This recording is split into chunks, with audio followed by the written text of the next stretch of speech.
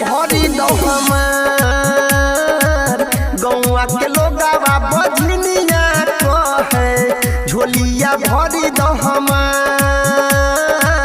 गौआ के लोगावा बजनिया कहे झोलिया भरी दो हमार।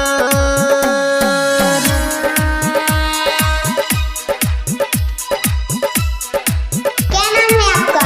DJ Nit Marshal. आपका ये नाम है?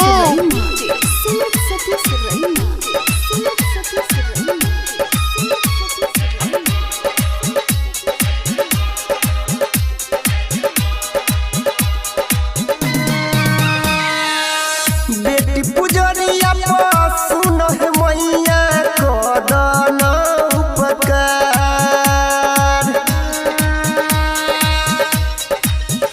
हाँ हाँ बेटी पुजरिया सुन है मैया कदन उपकार। हंस टोला समाज है मैया हंस टोला समाज है मैया गोदिया भरी दो हमार हंस टोला समाज है मैया गोदिया भरी दो हमार हंस टोला समाज है मैया गोदिया भरी दो हमार।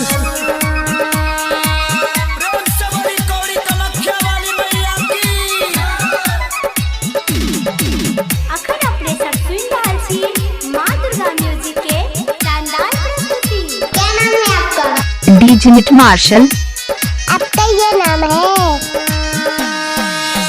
पूजा करैबा हे देवी मैया हो जा तू हमरा पे सहाय।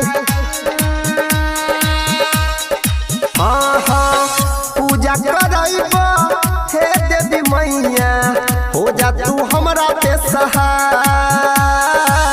राइटर सोनू पचरा लिखल राइटर सोनू पचरा लिखल अनी लगाबै छ तोहार अनी लगाबै छ तोहार गौआ के लोगावा बजनिया कहे झोलिया भरी दो हमार।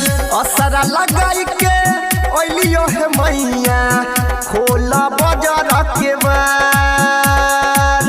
असरा लगाई के ओलियो है मैया खोला बजार के बार गौआ के लोगावा बजनिया कहे गोदिया भरी दो हमार गौआ के लोगावा बजनिया कहे झोलिया भरी दो हमार गौआ के लोगावा बजनिया कहे झोलिया भरी दो हमार।